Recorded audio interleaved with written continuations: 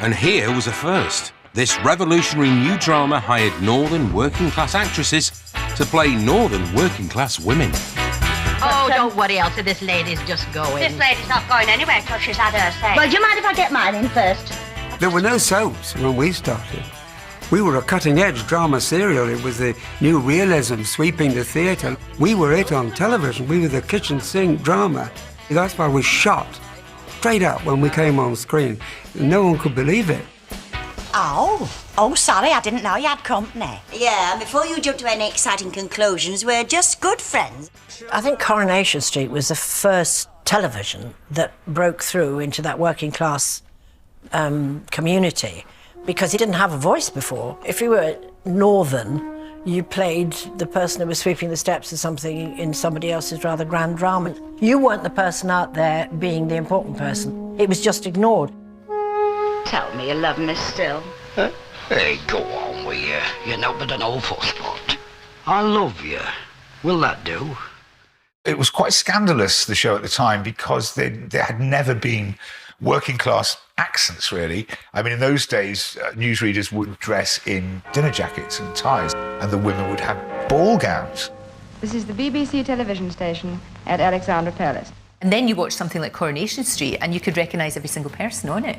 You could say, I know someone like that. That's what my house is like. That's what my street's like. That's what my community's like. Not only was it unheard of that you'd have non-RP women, northern women, on television, but they'd be women that you saw every day down your own local street, and people could really relate to that.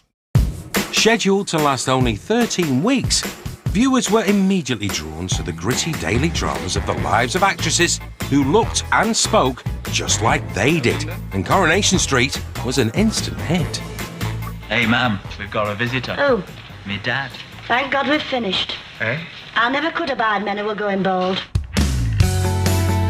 The magic has survived for 60 years, with the show now broadcasting a staggering 6 episodes a week. Women still rule the roost in Weatherfield, and with some of the brightest names in television drama having got their break on the show, just what is it about Coronation Street that breeds such outstanding female talent?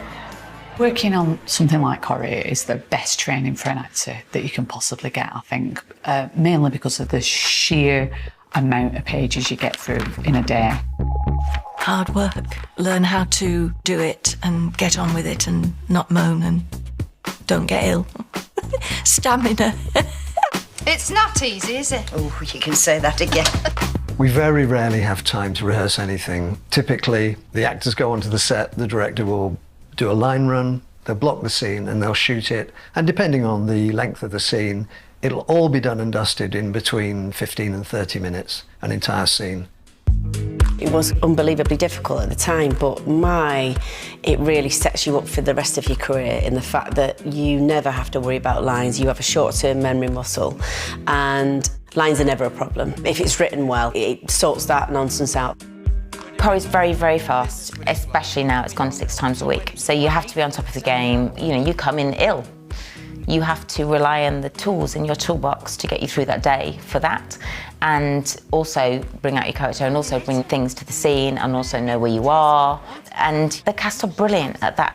If you can do Coronation Street and hold a big story, you can do anything. And in Coronation Street, you'll be required to act every emotion in the space of a working day.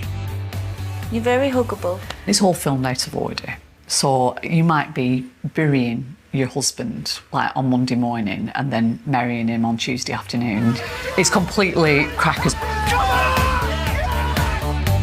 So you'd be running through the green room, I'd had a change in the toilets, and I'd be out on the cobbles and doing the scene then, come back again, and then the bar had been set for another day, another costume. And the way I got through it is on the top of every scene, I just put a little line of what had happened before and what was going to happen after. Then I was back in the game.